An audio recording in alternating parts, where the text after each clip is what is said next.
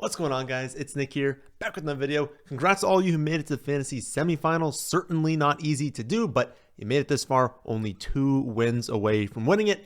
This is going to be the longest video of the season, so a like is greatly appreciated, and you might as well subscribe while you're down there. Free to do, really helps me out. Also, I will answer any question you all have on Spotify this week. So if you have any start-sit questions or really any questions in general, I'll answer all comments over there this week. Just an incentive to get some of you listening over there. I actually think the user experience is better on Spotify than YouTube. All right, gonna be a long one. Start things off with the Thursday night game. Broncos at Chargers, 42-point total. Chargers 2.5-point home favorites.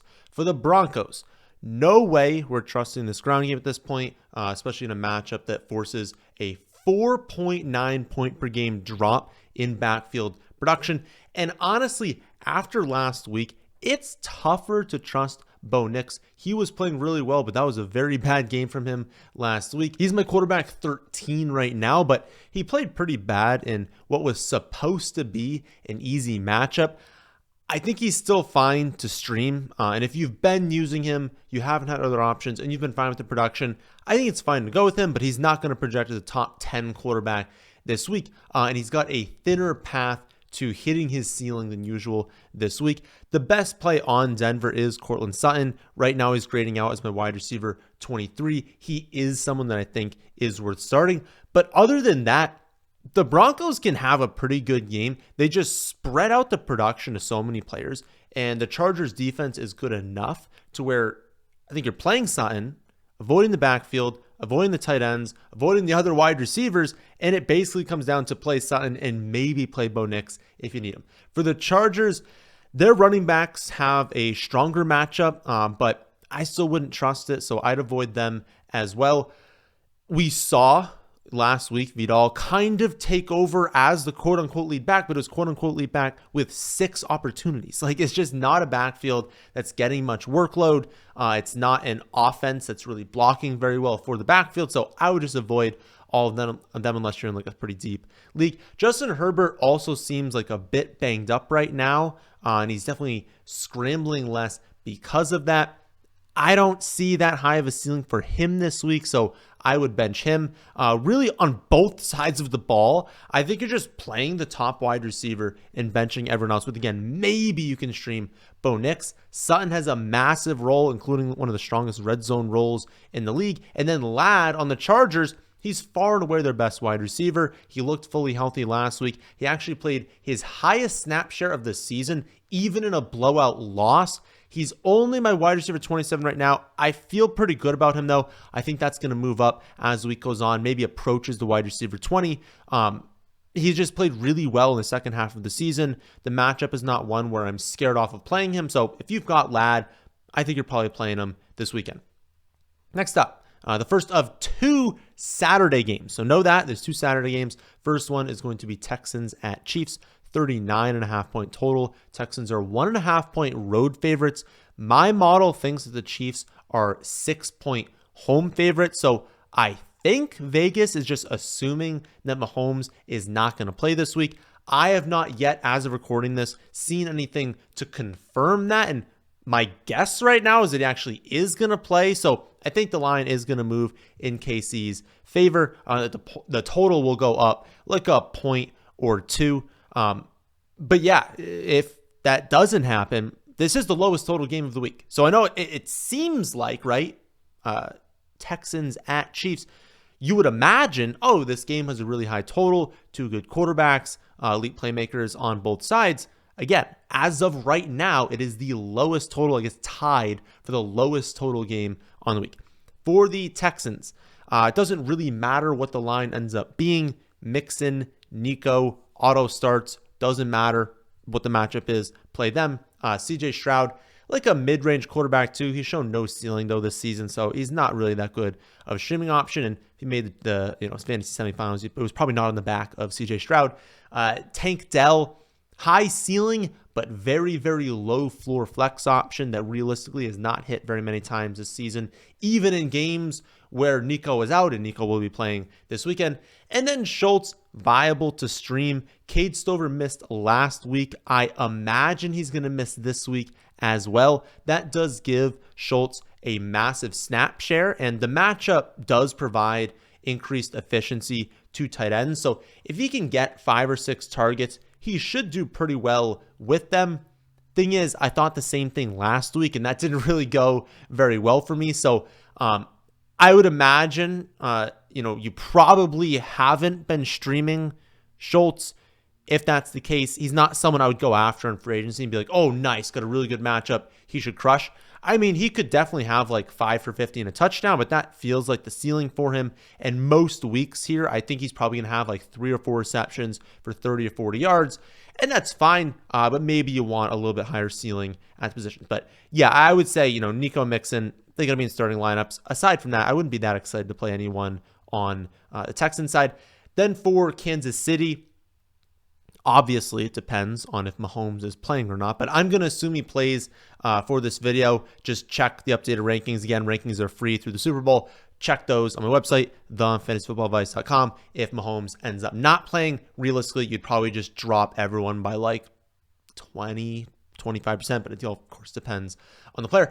As of right now, though, Kelsey, really the only good play. I know that sounds crazy, but you kind of run through the team and you're okay.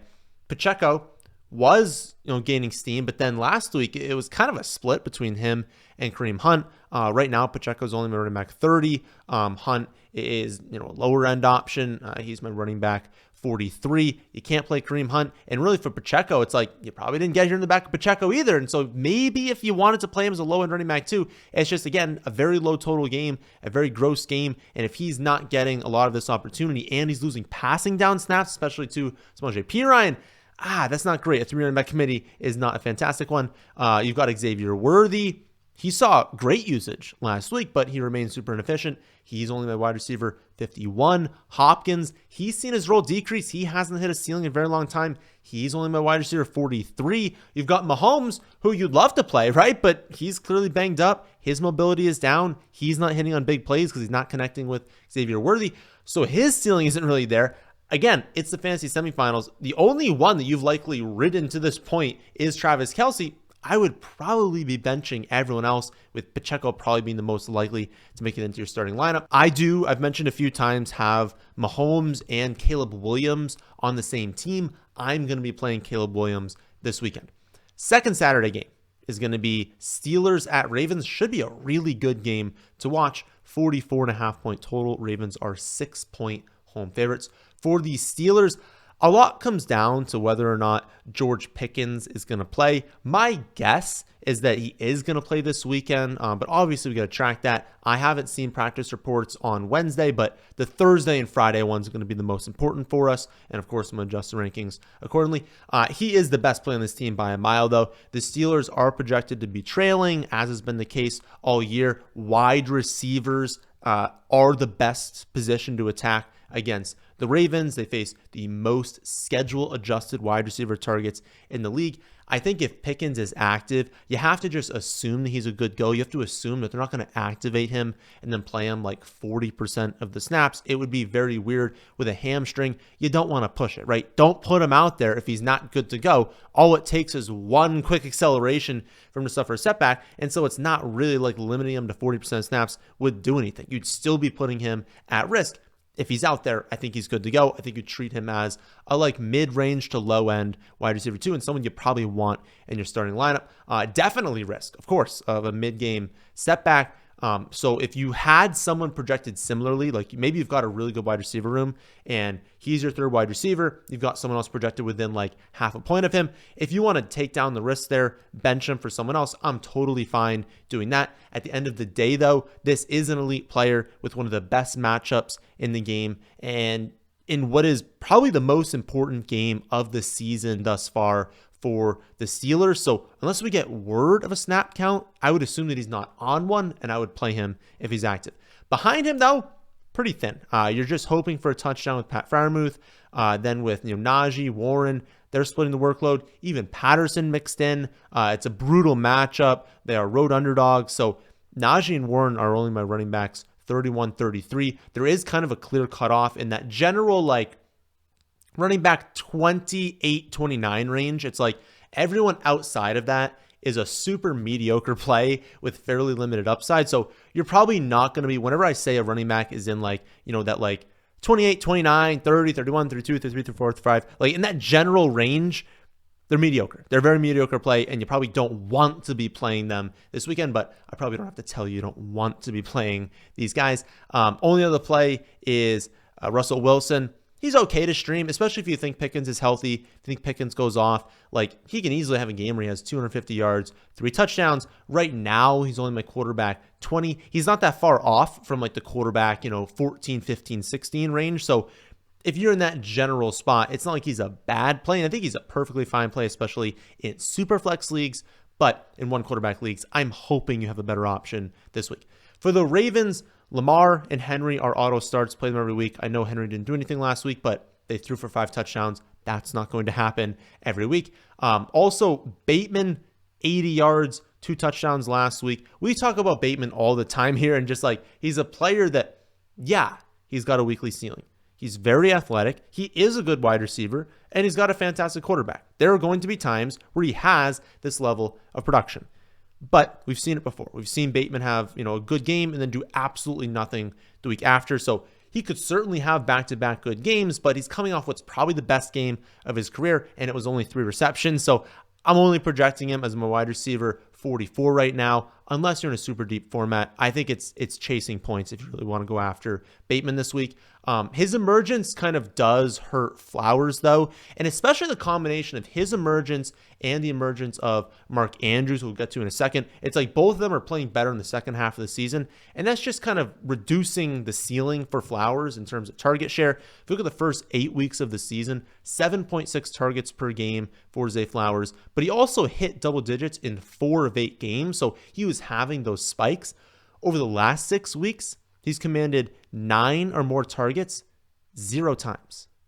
So he's not hitting any sort of target ceiling. He's consistently getting like 6 or 7, but 6 or 7 targets is not going to do it for us right now at the wide receiver position, unless you want to throw it into the flex spot and just hope he busts off a long play, which is possible, but that's why flex play. He's more of a flex play than a wide receiver 2, where he was a wide receiver 2 consistently early in the season. But I alluded to Mark Andrews. He's a high-end tight end too this week. The Steelers are actually a very strong matchup for the tight end position in terms of tight end targets. He's also got a massive red zone role as of late. He scored a touchdown in 4 of the last 5 weeks. He has 8 touchdowns in the last 9 games. He's up to the tight end 6 on the season, tight end 5 from week 5 on. I am very much of the belief that in his car accident in August, he was actually injured, and they were just completely lying to us. You look at the splits early season to late season, and it's a completely different player. He was going off games where he has like 1 target each week, and now he's clearly a focal point in the red zone, clearly more involved. That does have something to do with injuries as well they've had at the 3rd tight end position, but at the end of the day, I still think they were lying to us. I think he's more healthy now. Again, not a tight end 1 in my eyes, even though he's like produced that way.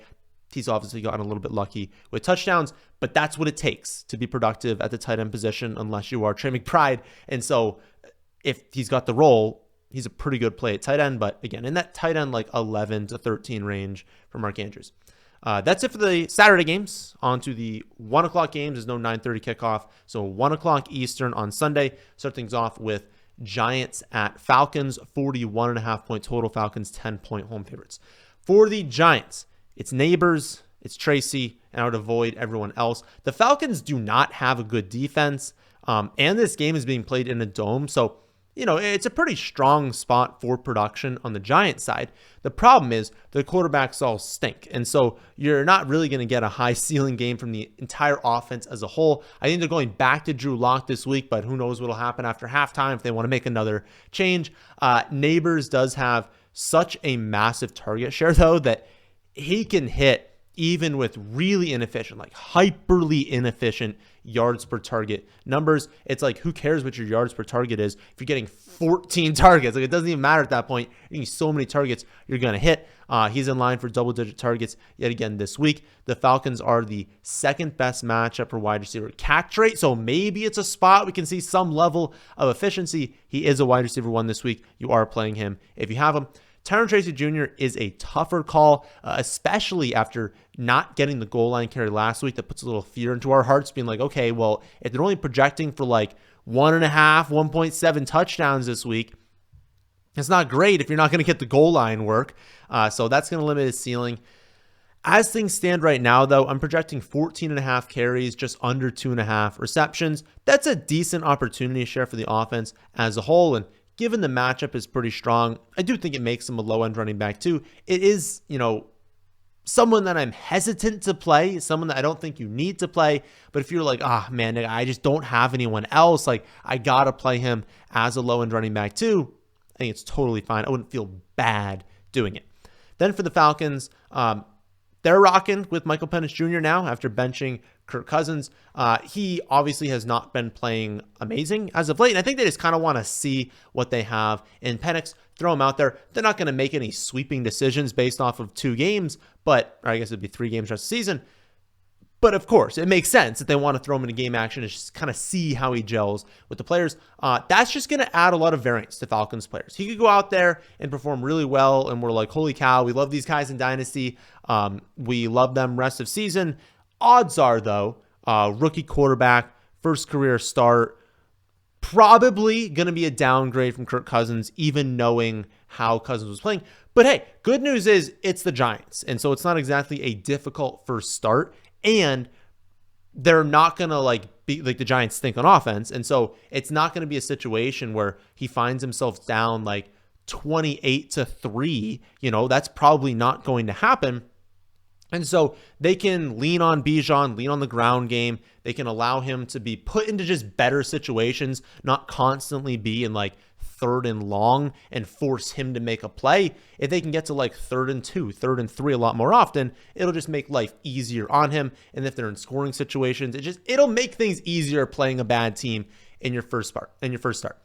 In my opinion, though, I think the Falcons are going to be conservative. I think they're going to, again, run the ball a lot, probably play slower than we're used to them playing, know that they can win the game with most people at quarterback. So as long as he doesn't make too many mistakes, they should win. So I think the variance here is a lot more on the floor than on the ceiling. I think there are more outcomes away from the mean that are on the lower end for this team than are on the higher end, where Penix is throwing for 350 and 5 touchdowns and everyone's an amazing play. It's more likely we see a game where he only throws for 150 and 1 touchdown, and we're like, oh, that kind of stinks. So hopefully we have the guy that scored the 1 touchdown. So overall, Bijan, London, I still think you're playing them if you have them. I think Pitts is a mid-range tight end 2. I think Mooney is kind of a lower-end flex play, and that Penix would be a shoot for the moon.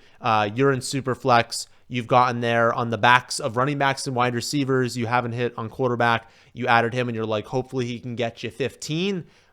Sure, in a 1-quarterback league, you are not playing Penix this week. I really think it's basically just dock 10%.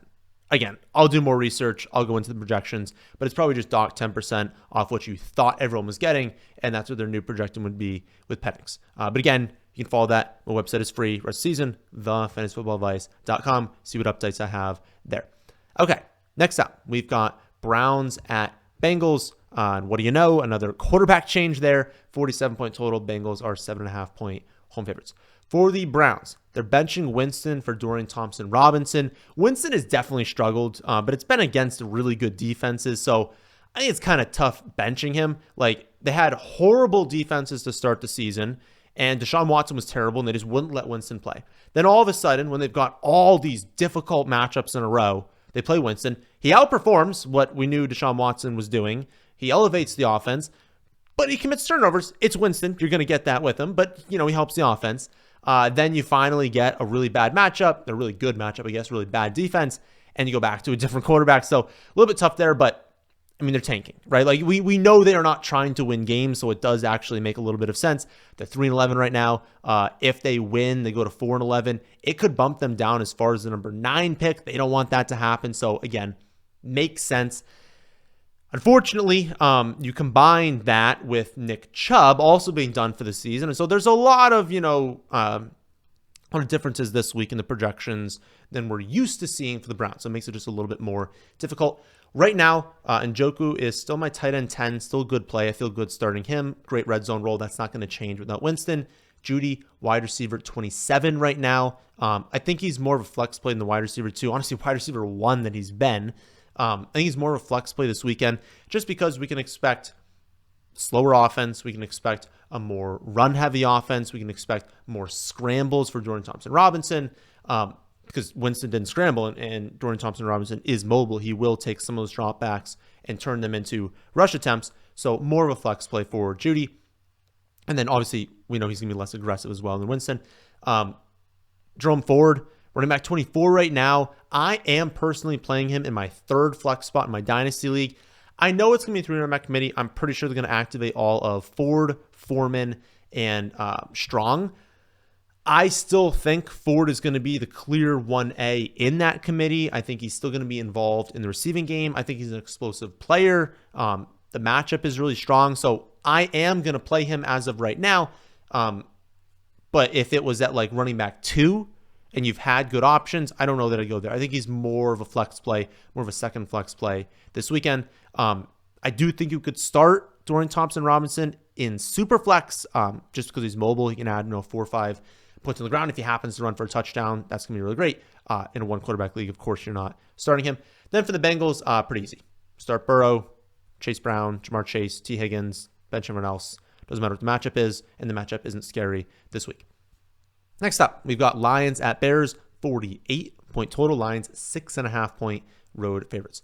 For the Lions, Dave Montgomery's going to be out with a knee injury. They're going to be down to Gibbs, Reynolds, and Vaki at running back.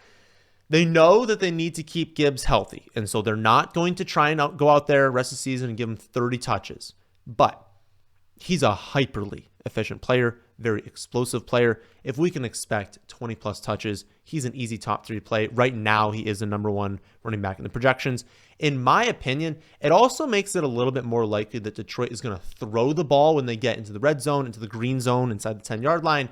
Just because, Dave Montgomery is such a cheat code in that area. He's so good in short yardage that they knew when they got inside the 5, give it to Montgomery, we're going to score a touchdown.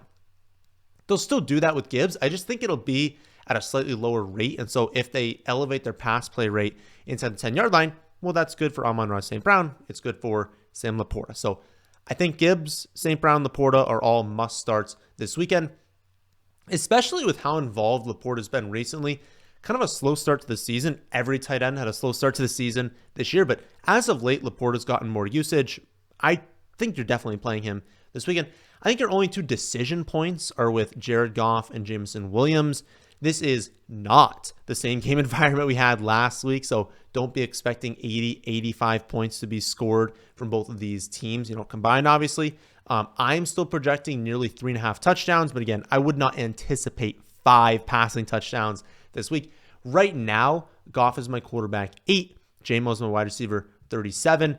Looking at the other streaming options this week, I prefer Love versus Saints. I prefer Baker at Dallas.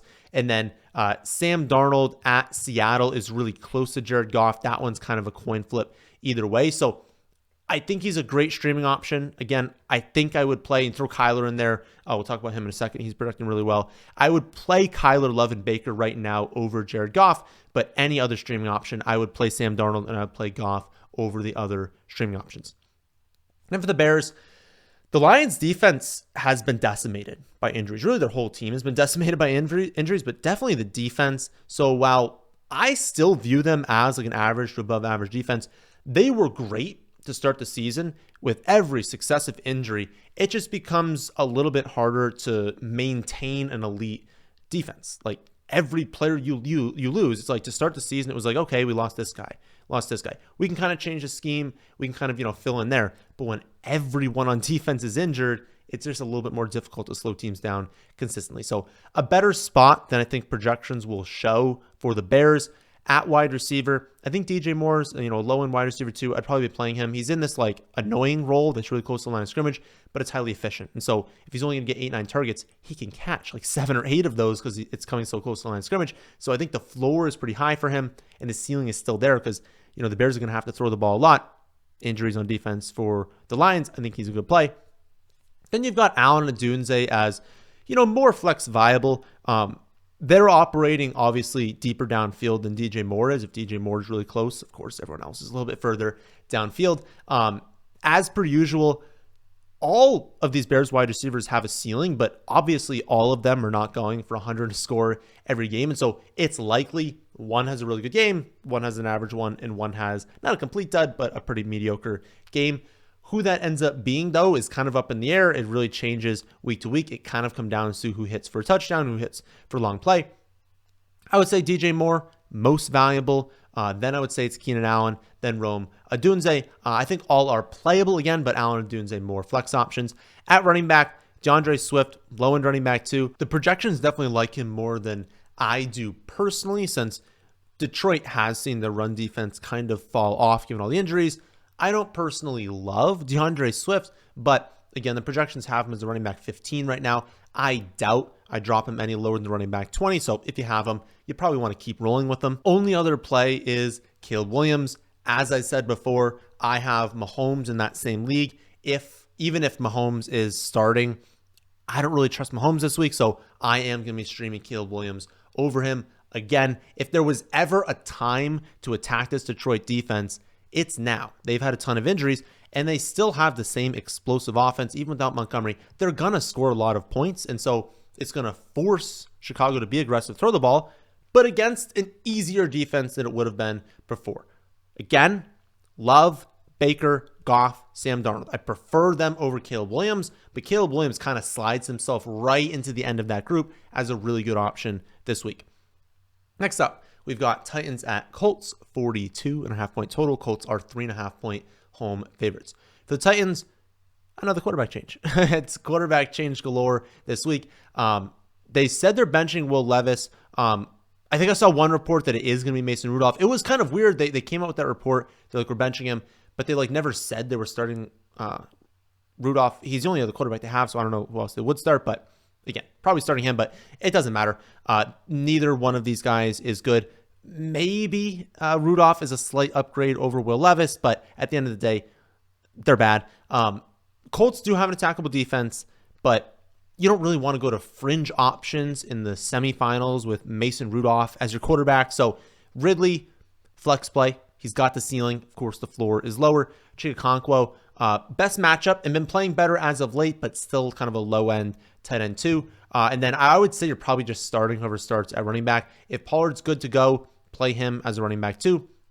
If Pollard is out, I know it seems weird, but Spears would actually be more of a mid-range running back too. He'd be a better play just because if you have Pollard playing, well, Spears is there. So Spears is going to be involved in the receiving game. He could potentially steal touchdowns like last week. He can mix in on the ground. If you don't have Pollard, now Spears is the one. Their other backups are very bad. They do not have a good third running back. And so Spears would just have less competition than Pollard. So he would actually project better because they have a better overall workload. Going to have to wait and see in injuries there. I'll adjust the rankings accordingly.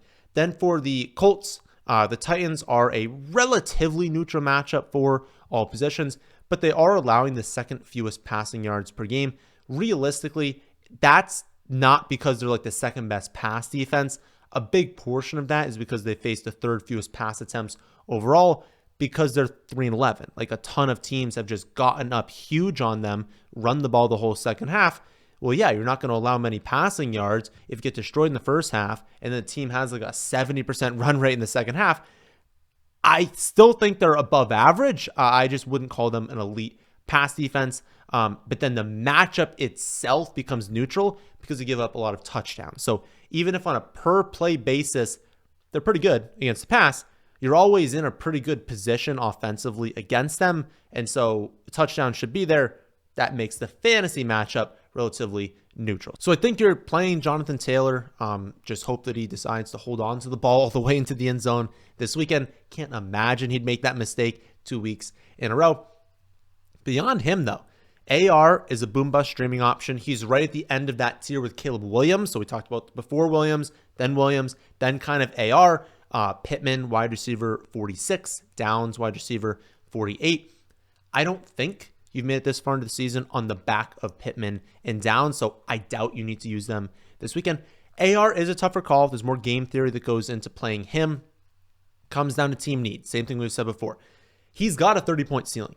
He's got a 35, 36-point ceiling if everything clicks. But he's got a 6, 7, 8-point floor if he really falls apart, and he could be benched in the fourth quarter. Like, there's a huge range of outcomes for AR. So if you were a favorite, if the matchup is very close, you probably want to lean towards someone else. If you are an underdog, you're projected to lose by 10, 15 points, well, he can score 35. Can your other option do that? Maybe not. And so if that's the case, maybe lean towards Anthony Richardson. Next up, we've got Cardinals at Panthers, 47-point total. Cardinals, 4.5-point road favorites. For the Cardinals, the Panthers are a plus matchup to all positions, but they're an elite matchup for running backs and tight ends. Arizona tried really hard to get McBride a touchdown last week, and it's very apparent they're going to just try and scheme him up usage in the red zone to finally get him one. He is the tight end one overall this weekend, and I feel pretty good that he is actually going to finally score a touchdown. This is the best matchup of the season. They're actively scheming up plays to get him the ball. He's going to score a touchdown. Beyond him, James Conner, must start. Kyler, projecting amazingly, projecting as a strong start this weekend. And then Marvin Harrison Jr., wide receiver 38. We'll see exactly where Kyler ends up on Sunday. I do want to drop him a little bit. Right now, he's coming in as my quarterback 5, projecting for 19.8 points. I think I want to try and get him down to like 18.5, 18.3, 18.2 expected points, or projected points, because he hasn't been playing amazingly. He's not been that good. It's just the matchup is so good. So I think I'm going to end up dropping him to that quarterback 7 to 9 range, but he's right in the mix of those streaming options that I think are pretty solid this weekend. And if you've got him and your other option is like, I don't know, Aaron Rodgers, Matthew Stafford, I'm playing Kyler Murray. Like, the matchup is very good. He should see good efficiency, but I want to play with the rankings a little bit to see exactly where he ends up among that group. I don't want him to be a clear start above that group because I view him very similarly to those quarterbacks we've mentioned. Then for the Panthers, Chuba, pretty poor game last week, but he's still a clear must start as running back 1. With the injuries they've had on offense, the running backs, he just has such a large workload that, yes, every running back could have a bad game if they don't score a touchdown, but you should play him if you have him this weekend. Only other 2 plays on this team are Adam Thielen and Jalen Coker. I don't think Leggett is going to play this weekend. They become worse plays if Leggett does play, but I don't think he's going to play. And if he doesn't, the target share of these 2 is just so locked in. The matchup is poor, but I think Coker and Thielen can both earn over 20% of the targets this weekend. And so I think both are fine in the flex spot. As things stand right now, Thielen, wide receiver 23, Coker, wide receiver 37. Comes down to what you have. Next up, what should be a great game. Eagles at Commanders, 45.5-point total. Eagles, 3.5-point road favorites. For the Eagles, your must starts are Jalen Hurts, Saquon Barkley, and A.J. Brown. Only decision here is with Devonta Smith, coming off a really, really big game, but in most weeks leading up to that, he was pretty mediocre. I have him as a wide receiver 30 right now. I think I like that ranking. The Commanders are a negative matchup for wide receivers, and I just don't trust Devonta Smith as a wide receiver 2. He clearly, we saw it last week, does have a strong ceiling, but someone that should be in your flex spot. He's had a lot of games this year where he's had 3-4 receptions, hasn't scored a touchdown. This is not a defense like last year. Last year, play every wide receiver against the Commanders. Not this year. They've been really good at defending the position. It's not projecting as a shootout. It's 2 really good teams, 2 really good offenses, not projecting for a ton of points, kind of average overall. So I think my lean is if you got someone else, go to them. But wide receiver 30, you can kind of check the rankings to see exactly where other wide receivers and running backs stack up. For the Commanders, Noah Brown is out. Zach Ertz had a concussion last week.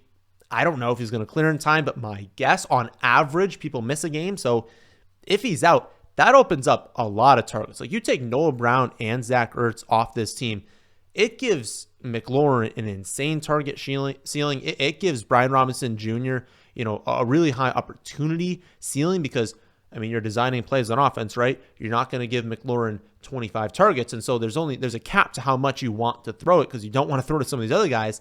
So they're going to, utilize running backs in the screen game. Well, we don't have Eckler. So now Brian Robinson Jr. projects really good. McLaurin projects really good. From the standpoint of volume. Now, it is a very difficult matchup. We know that the Eagles have a very strong defense. And so overall, efficiency-wise, these two are not going to project great. But if you've got these two, I think you've got to throw them in there.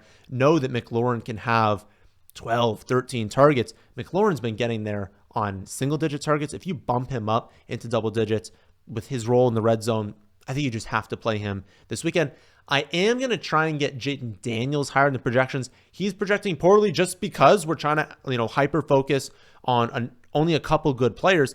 Some of these secondary players are not good. They're not going to be efficient. And again, the matchup is very, very bad. So not projecting good. I'm going to try and get it higher. But, I mean, they played earlier this year, and he scored 13 fantasy points. Like, at the end of the day, it's not a good matchup. It's not a good spot for Jaden Daniels. I think he'll end up falling in that quarterback, 9 to 12 range.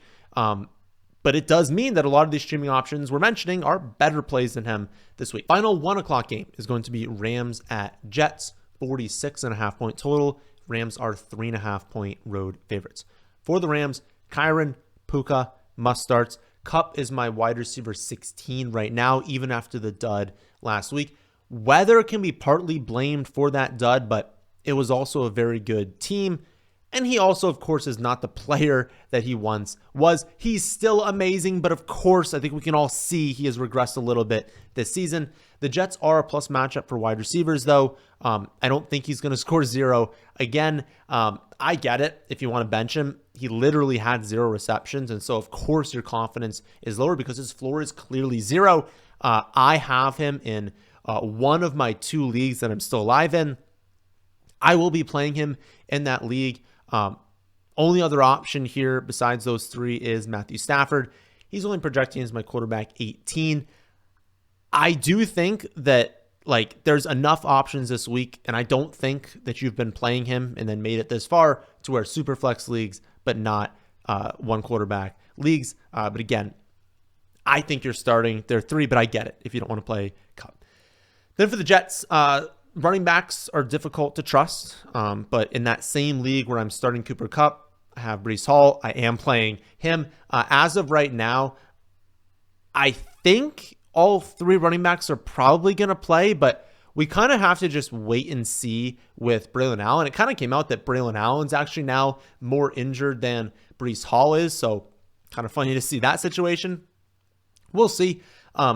If Braylon Allen is going to miss this weekend, it's not a good matchup, but at that point you'd have Breece Hall and you have Isaiah Davis as the only 2 running backs getting touches in a 2 running back committee.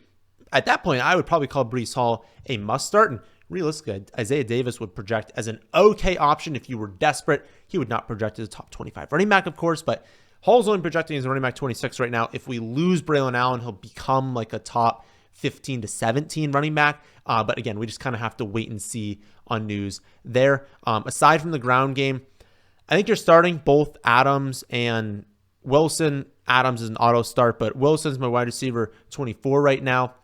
Really comes down to what you have with Garrett Wilson. We know that Aaron Rodgers is in love with Devontae Adams. We know the connection is amazing. So late game, red zone, he's going to lean on Devontae Adams, and he clearly has a league-winning ceiling that we saw last weekend. But again, I think you'd play both of them. Could be tempting to stream Aaron Rodgers this weekend, but he had 40 rushing yards. We should not expect that to happen probably ever again in his career. And of course, the Rams have a better defense than the Jaguars. So it's a very different spot this week. He's still just a mid-range quarterback too. Only super flex leagues for me. Kick off the 4 o'clock games with a good one. Vikings at Seahawks, 42.5 point total. Vikings are only 3-point road favorites. To me, that indicates that Geno is definitely expected to play. I've not seen that confirmed anywhere, but if Vegas was expecting Sam Howell to start, it would not be only a 3-point spread in favor of the Vikings. For the Vikings, Aaron Jones, Justin Jefferson, auto starts. Sam Darnold, TJ Hawkinson, very strong starts, and then Addison is my wide receiver 32, so it depends on what you have there. Seattle is a fairly neutral matchup, fairly neutral to positive matchup, but they're like a good defense, not one we're terrified of, not one we're attacking either. Pretty neutral, but we'll lean towards positive. We're leaning one direction. I do think for the most part, you're just starting all these guys. I think the difficult decision is with Sam Darnold and Jordan Addison, but that's dependent on your team. Like I said before, as of right now, I do prefer Kyler, Love, and Baker, and then like Goff is really close to Sam Darnold there. I'll update the projections throughout the week. We'll see how that sort of changes. Addison, he's been really good as of late. He has at least 8 targets in 4 of the last 5 weeks. He's had 2 monster games in the last 4 weeks. So he's not only showing a better floor with the targets, but he's also showing us that ceiling really just coming alive in the second half of the season. And so my lean is to play him if possible. I do have him in my Dynasty League. I do plan on playing him this weekend. One thing to watch is the weather in Seattle. It's supposed to rain. Typically it's light rain, but we're way too early in the week. Check that on Saturday. Check that Sunday morning. If it looks really bad, we can dock the projections, but as of right now, I'm not really docking anything. For the Seahawks side, looks like Geno, again, is going to play based on the line, but I would still expect him to be less mobile than usual because he's obviously dealing with some sort of knee or leg injury. Last season, the Seahawks, it's a very weird switch. So we have last year, they strangely didn't feel like using JSN. He was only utilized in the short area of the field. They didn't feel like giving him a full snap share. They really wanted to use Lockett over him. And we saw limitations of their offense. Now it's like the opposite. Like they're force feeding him the ball. They got to get him that screenplay every game. They got to be utilizing him in all areas. And it's like Lockett is now a complete afterthought. Metcalf hasn't scored since week 7. Hasn't had double-digit targets since week 6. Hasn't hit 100 yards since week 4. I'm sure this offseason we're going to hear, oh, yeah, we got to do a better job getting Metcalf involved. These are things you got to realize before the season is over. You got to realize, watching back the film on your games, you are not utilizing DK Metcalf properly. You need to get him more usage, but he hasn't been getting that recently because they're force-feeding JSN. This is a strong matchup for wide receiver volume, but given recent trends, I think JSN's a must-start. I think Metcalf is right now only my wide receiver 24. You're probably still playing him. You probably don't have 3 other top 23, I guess, wide receivers. I'm starting him in my Dynasty League, but the floor is definitely lower than we're used to with him. Then with the running backs, we'll see if Ken Walker is able to practice this week. The easiest situation is if he's out, just start Charbonnet every single time. Charbonnet didn't have a great game last week, but the volume expectation is so high, you have to play him. If Walker does play, I don't think you can start Charbonnet. And Walker would only be like a low-end running back too. He has not been great this season. When you're coming off a calf injury, I mean, calf is so important for running backs because it's the main thing that causes explosiveness. And so if he's limited in explosiveness, that was his thing, right? And he still hasn't been hitting. Like his thing is how explosive he is when he sees an opening. If that's gone, or at least limited in some way, and we know the offensive line hasn't been solved, that still stinks. And he'd be obviously splitting a little bit more than they thought before with Charbonnet, or they're doing before with Charbonnet. I don't know. He'd be a low end too. He wouldn't be someone I'm like super pumped about. So if you have Charbonnet, you're just hoping that Ken Walker misses. But again, I'll update the projections accordingly. And then Geno, find a stream, but he's only quarterback 15, and that might drop because, again, I don't love playing an injured quarterback, especially one who's not going to be as mobile. You're going to take sacks more. You're not going to scramble. That just hurts your ceiling, and I don't really want to do that. Next up, Jaguars at Raiders, 39.5-point total. Raiders, 1-point home favorites. For the Jaguars, most of their best playmakers are injured, so that leaves us with Brian Thomas Jr. with an absolutely insane opportunity share. The entire offense designed around him. He's also a threat to score a long touchdown anytime he touches the football, and so I would consider him a must-start this weekend. Aside from him, there are really no must-starts. We're not looking at Mac Jones. We're not looking at any of the other wide receivers. One of Etienne or Tank could have a good game, but both project around that running back 30 range we talked about. That's very, very mediocre. Most likely outcome is a disappointing game for both Etienne and Tank Bigsby. So the second best play is probably Brenton Strange. I went over it in the waiver wire video, though, that like they ran a million plays. I think it was 77 plays last week. And even counting that game, they are still last in total plays, or plays per game, I guess, on the season at 57. So they were way over their expectation last week. Probably going to come crashing down this week. If you remove 20 plays, that's a lot of opportunity you're eliminating from an offense. I don't think Brenton Strange is going to have 11 receptions again. Probably going to be in that 4 to 5 reception range, which honestly makes him a low-end tight end 1. That's still good. If you can project 4 or 5 receptions for a tight end this season, that is someone that is worth starting. Raiders are also a really strong matchup for tight ends. They allow a boost in not only volume, but yards per reception and catch rate. So volume up and both measures of efficiency also up. It's a good matchup. He's a good streaming option this weekend. And for the Raiders, McCormick just went on IR. They're having a lot of issues at running back this season, and well, every position, but a lot of issues at running back and quarterback. Madison, Abdullah are likely going to split the workload. Neither is all that appealing. They are theoretically favorites, and so sure, if one of them gets 70% of the touches, that could be nice. But they're in that same running back 30 to 37 range. Neither one grades out as a super appealing play. You probably don't have to go there unless you're in a 14 or 16 team league. Bowers and Myers. I mean, that is just basically the same thing every week. The Jaguars don't play defense. We saw that with the Jets last week. So both of them are in a great spot. Bowers must start. Myers, currently wide receiver 22. He had a goose egg in the first half last week, and I was like, bro, you going to do anything in the second half? I needed him.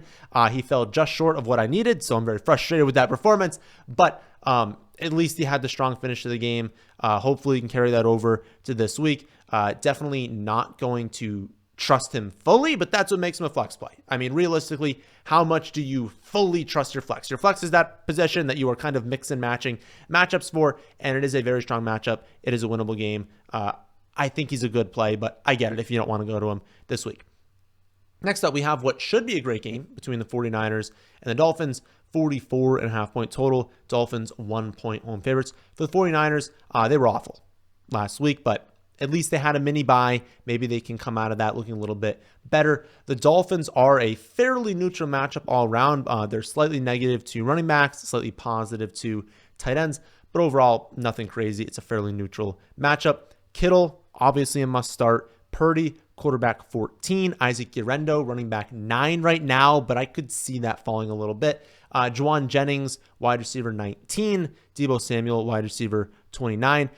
I know most of these guys burned people last week, but they ran 53 plays. They gained 191 total yards. We all know the 49ers are better than that, so I would expect a bounce back this week. I think the biggest decision is with Juwan Jennings and Deebo Samuel. I just think it's worth pointing out again, 53 total plays. Both of them had 9 opportunities. So that's a really good opportunity share for both of them. If they were to increase even to like 60, 65 plays, we're looking at double-digit opportunities at least for both of them. And on average, they are not going to gain 50 total yards on 18 opportunities very often. So I would expect both to produce better this week. I am playing Juwan Jennings in the only league I have him. It's that same league with Kupp and Hall, so I can promise you one of these guys is laying a goose egg. But again, personally, I am playing all 3 in the semifinals. And for the Dolphins, I doubt Waddle is going to play. He looked pretty injured last week. I think he's going to miss at least 1 week. If he does miss, it makes things pretty easy. They're a very consolidated offense before losing Jalen Waddle. If he's out, you're starting Achane, Hill, and Jonnu. A massive percentage of the volume is going to flow through all 3 of those players. And so while the 49ers do have a very good defense and defense that's getting better now, getting healthier, unless they're holding Miami to like 10, 13 points, we should see at least 2 good games from these 3 players. And if Waddle ends up playing, honestly, I'd still start those 3, and I just wouldn't trust Jalen Waddle, who is clearly injured. Final 4 o'clock game is going to be Patriots at Bills, 46.5 point total. Bills are massive, 14 point home favorites. For the Patriots, not much to like. I mean, you're 2 touchdown road underdogs against the Bills in Buffalo in a game that we're looking at a high of 17 degrees right now in that game. I have them projected for 1.6 touchdowns. Wouldn't be shocked if the total dropped and we're down to like 1.5 projected touchdowns. Hunter Henry, high-end tight end 2, Stevenson in that running back 26 to 29 range. So a little bit above the mediocre options, but still not amazing. Drake May, currently quarterback 16. They're all fringe options. The hope is you've made it this far because you don't have to play fringe options. My lean would be towards benching all Patriots players this weekend. As for the Bills, the Patriots are a plus matchup for everyone besides wide receivers. Of course, Christian Gonzalez is going to shut down whoever he is defending. They're 2-touchdown home favorites. It's a great spot for James Cook. It's a spot where another running back could score a touchdown, but James Cook needs to be in starting lineups. You've got Cook, you've got Allen, they're auto starts, but honestly, no one else is. Again, Christian Gonzalez, he's going to shut down whoever he guards. I don't think he's going to shadow Shakir. He usually follows a top wide receiver, but not necessarily always into the slot. He will do it, but more so when it's a very clear top wide receiver. And I would say Shakir is their best wide receiver, but I don't think it's glaringly obvious that you got to take Shakir out of the game. I think it's more likely that they just kind of keep Gonzalez in like one role on offense and that someone's taking out every play, but it's not necessarily Shakir. So I think this is a worse matchup for Amari Cooper and for Keon Coleman than it is Shakir. End of the day, Shakir is consistently a flex option. This is an offense that scores a lot of points. He is the best wide receiver. He racks up 5 or 6 receptions a lot of games. If he scores a touchdown, you're pretty pumped. If he doesn't, you're like, oh, okay, fine, but not amazing. Kind of view it the same way this weekend, with a little bit of a chance that it's lower end, right? They've played in 2 games in a row now where they've had 85 plus points. That's not going to happen. Like this game is not going to happen 85 points. So in the second half, it's way more likely we see a lot of running back rush attempts instead of seeing Josh Allen play hero ball. And that's, of course, a bad thing for the pass catcher. So start Allen, start James Cook, maybe use Shakir in the flex, maybe Kincaid, but he's only a mid-range tight end too. Other than that, you're probably not playing Buffalo players. Sunday night game is going to be Bucs at Cowboys, 48.5 point total. Bucs are 4-point road favorites. For the Bucs, Dallas has improved on defense as of late, especially in terms of their run defense. They're still a positive matchup for wide receivers, for tight ends, but they are now a negative matchup for the running back position. Even knowing that, though, Bucky is still a strong start as a running back 21. Rashad White, a little bit lower end play, but my running back 25, still above the mediocre plays. I think both are strong plays. Bucky, of course, has the better ceiling because he is the better player. Aside from them, Mike Evans, Baker Mayfield, I kind of want to call them both must starts. Baker's my quarterback 7. Evans is my wide receiver 3. Maybe you have 2 top 7 quarterbacks, but the odds are you don't. Odds are you made it this far rolling with Baker, so keep doing that this weekend. Toughest call is with Cade Otton. He's only like a high-end to mid-range tight end 2. His role is definitely worse with Evans back. Now you have Jalen McMillan kind of emerging as well, and so that's taking another chunk out of the pie. Running backs being utilized heavily, so like he was awesome when Evans was out and kind of featured the offense around him. He could still have a good game, but there are definitely better tight end options than Cade Otton this weekend. Speaking of McMillan, I still only have him as my wide receiver 50, but I'd be fine using him in deeper formats. Probably not relying on him in like a 12-team league, but 14 teams, 16 teams. I do believe he's talented. I do believe the role is here to stay, so he can hit for a long touchdown. He can rack up 5 or 6 receptions. He can be someone that, using that second flex spot and you feel pretty good about it. I don't think you likely need to go there, though. Then for the Cowboys, Cooper Rush, fine to stream if you're desperate. Much better play in Superflex leagues. Jake Ferguson, a solid option right now. He's my tight end 12. 2 best plays, though, are Rico Dowdle and CeeDee Lamb. Those are the 2, really the only 2 that I'd have like a good amount of confidence in. Most of the offense is flowing through these 2 players, and so I'd probably call both of them must starts, and everyone else, it just comes down to what else you have. The Bucs do grade out as a really good matchup for the passing attack, and so again, Lamb's in a great spot.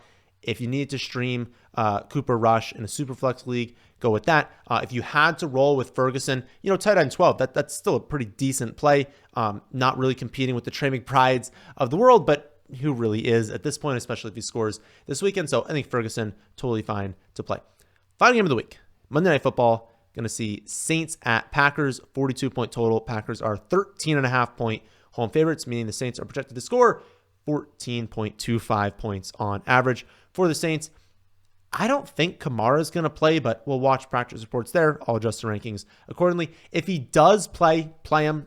They're not going to put him out there if he's not good to go, so he'll be fine. I don't think he's got as good of an expectation as he had for most of the season because they're not going to make playoffs. There's no reason to play him a ton. He's clearly injured. They're trying to see what they have in Kendre Miller. There's so many reasons as to why he's not as good of a play. If he's out, Kendre right now, projecting him out, is my wide receiver or my running back, 23. The tough part with Kendre is that they're 2 touchdown road underdogs. I talked about this in the wager video. It's like we can probably expect a lot of volume if Kamara is out, but you're on the road, projected to lose by a ton, projected to not score very much against a really good defense. Sure, they're going to have to lean on the running backs now that everyone is injured, but they're not going to score many points. They're not going to gain many yards. And if you find yourself down by 20 points, how much are you actually running the football? So not pumped about anyone on the Saints, but Kendre could definitely be used as like a lower end running back too. If you need him, preferably that's your last spot. You're dominant to everyone else, and you've been like waiting for that running back too. Not if you've been streaming someone else, you've been using someone else running back too. You're probably still sticking with them. And then for the Packers side, we can definitely project a lot of scoring. But we cannot project a lot of passing volume since they're probably going to be up big in the second half. So everyone has more variance than usual. Everyone has a lot of touchdown upside, right? Anyone on this team could score 2 touchdowns. So the ceiling is definitely there. Jacobs must start. Jordan Love, my quarterback 6 right now, projecting really well. He's a very strong play. Jaden Reed, wide receiver 32. Christian Watson, wide receiver 39. Romeo Doubs, wide receiver 41. Realistically, again, any one of them can score. Any one of them could score 2 touchdowns. They're all flex viable. But you're going to have a second half where, like, if your guy only has 2 for 20 and they're up by 17, don't expect a lot of production in the second half. So definitely a lot of variance on the lower end this week. You've also got Tucker Kraft there. He's going to be field a ton. He's going to have a strong red zone role, but he's like a lot of tight ends where there's a mid-range tight end too, because if he doesn't score a touchdown, probably not going to be someone you want to have started this weekend. So please leave a like and subscribe if you made it this far. It's the longest video of the season. It took a very long time to make. I would appreciate a like if you can drop one.